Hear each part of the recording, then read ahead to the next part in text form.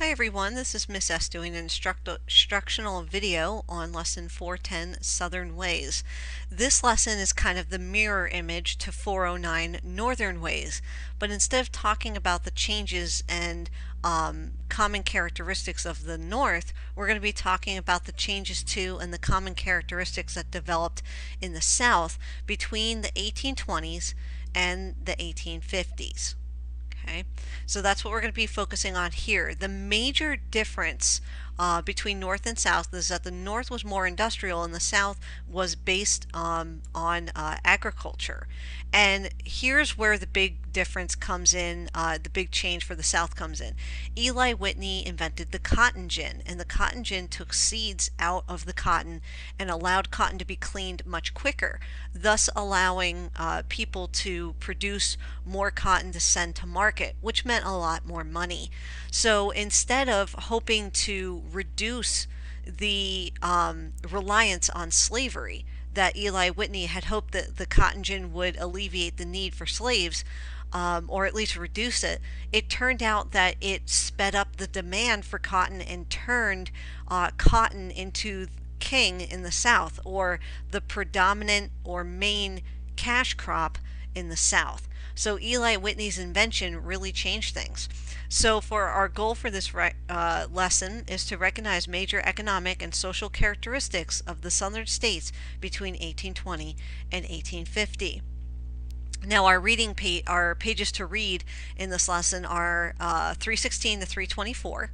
We do have a reading guide that we need to complete for this lesson.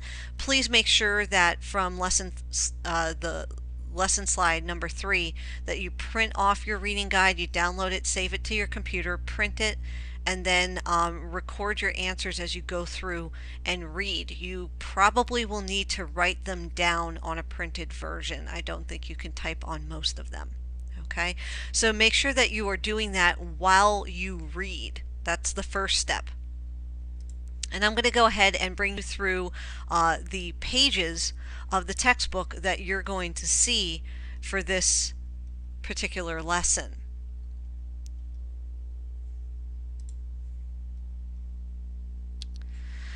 Our reading picks up on the South, agriculture and slavery, and it goes through quite a bit of detail talking about how agriculture developed in the South, not industry, like it did in the North. We talked about Eli Whitney developing the cotton gin and how that made cotton king in the South, or created it as the most valuable resource being produced. It was the most profitable. Okay, so cotton does become king, and we learn about how much the expansion of cotton growing took hold in the South, and it gives you some statistics here about how quickly it grew. Now, with the growing reliance on cotton in the South, slavery in the South also changed. It increased and expanded greatly. So in this portion of the reading, we're going to talk about how slave society was established and set up in the South, as far as what the structure was. You know, what was their life like? What percentage of the population were slaves? This is a really interesting graphic that you should be paying close attention to here. Population in the South circa, that's what that little C means, circa about 1860. And 1860, you can see here in brown that non-slaveholding whites were almost making up half of the population in the South. There were quite a few slaves, but it was only a teeny tiny portion of the population here that you see were slaveholding whites, and then an even smaller, tiny portion of the population were actually large plantation owners where they owned 100 or more slaves. So it was incredibly rare. It was a very, well, I shouldn't say it was rare, but it was a very small percentage of the population, very small, that had 100 or more slaves. It was much more typical of Southern slaveholders, if you see here, making up a huge percentage in this pinkish category here, that had 10 or fewer. So this gives you a true idea of what the population was actually like in the South. There were some free blacks in the South, just like there were some in the North, but life was obviously very difficult for them, and they constantly had to prove their freedom, sometimes even being forced back into slavery. So now the South, having slavery as part of their society, frequently tried to justify their reliance on it, tried to justify it and the situation overall, so that they could keep that system and continue to profit from it. It was very important to them that they be able to explain why they had to keep it and why it was part of their society.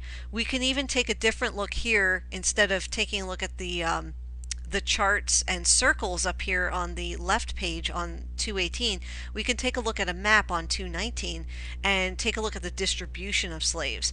You can see in the pink and brown areas that those were the highest concentrations of the slave population in the South.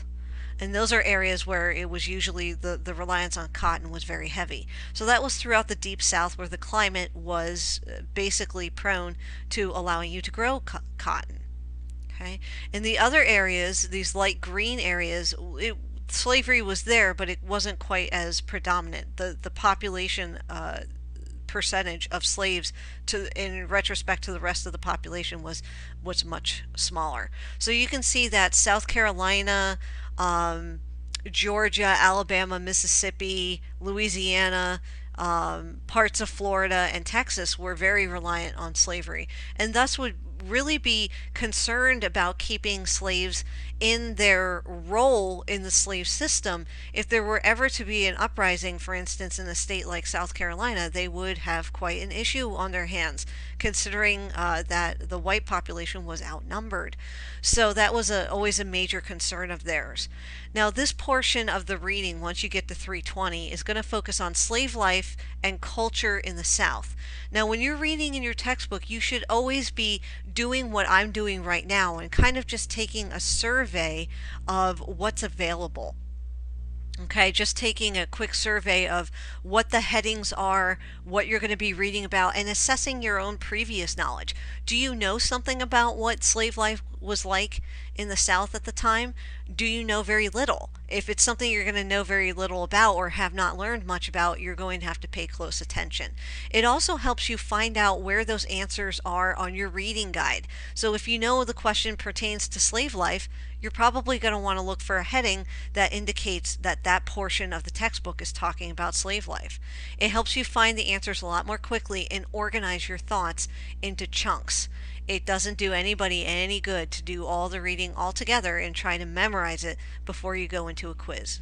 Doesn't usually work that way. Okay, so try to organize your thoughts as you go through. This entire portion is going to be talking about what their work was like, relationships with other whites and their masters, the harsh treatment, the gruesome treatment, finally getting into what their own culture was, family life, what they found important, their own celebrations, and the mix of religion between Christianity and what they observed or religious views from Africa. So we continue into their daily lives and get into something also called the slave codes. Okay, the way of life, the way of thinking, and the slave resistances that did occur throughout the history of slavery in the South. There were resistance movements. There were people who tried to gather people together and rise above the system.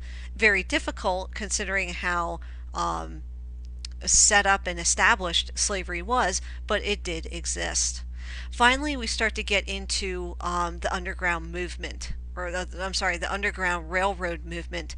And most of you guys have probably heard of this before. You're probably very familiar with Harriet Tubman and her efforts working in the Underground Railroad to help bring slaves to the North through a system of secret tunnels and passages, and people who were willing to hide slaves and help transport them out of the South.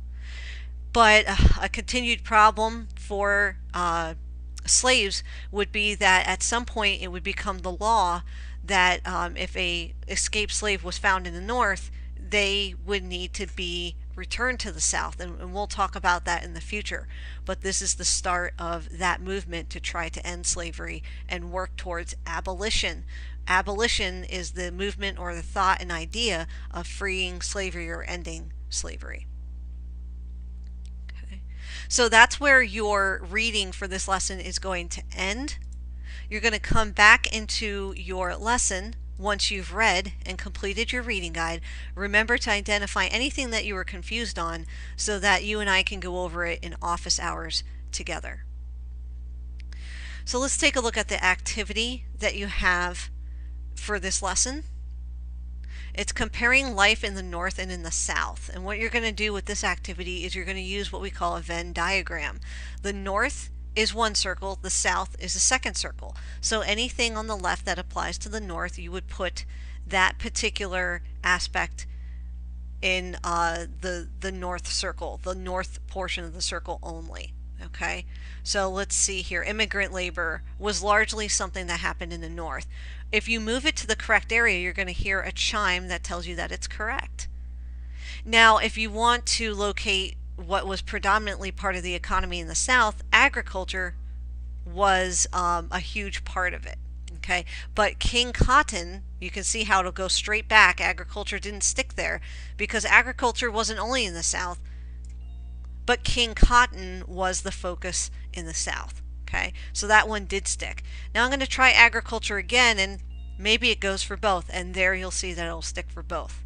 Okay, so agriculture existed both in the North and in the South. Okay, but immigrant labor was used in the North, and King Cotton was used. King Cotton was the crop. It was king because it was the most profitable crop grown in the South. So this diagram is helping you organize some of the comparisons between North and South, and when you compare and contrast, you talk about the similarities as well as the differences. Now, after you've done this and you get your answers correct, it's probably a good idea to save this information. And if you have a K-12 computer, you should have something called the snipping tool in your start menu. If you go to your start menu and type in snipping tool, you should be able to find that within your programs. Select snipping tool from your list or after you've searched for it and bring it up.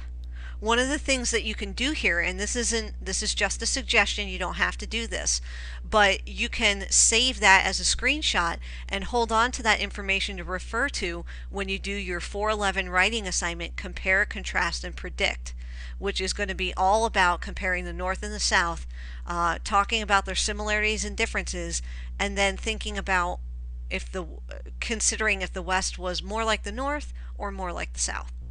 Okay, so you can actually save a file there. Okay, you can save that to your computer. Okay, that's just a suggestion. You don't have to do that. Please remember there are chapter highlights at the end of your lesson. Now, as always, when you see a quiz coming up in a lesson, you see here that the 410 quiz is next for you to complete before the end of the lesson. Okay, so you're going to need to go in and complete that. Remember that everything in the quiz has to do with, it's basically covering all the lessons back to the last quiz. So 407 was your last quiz. That means 409 and 410 will both be covered on the 410 quiz. Okay, good luck with your quiz and good luck with your activities. Please see me with any questions.